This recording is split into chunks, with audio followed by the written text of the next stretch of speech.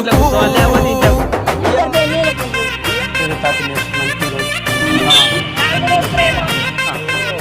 చెప్పండి ఎందుకు ఏమని ఆయన మంచి పనులు చేసింది కేసీఆర్.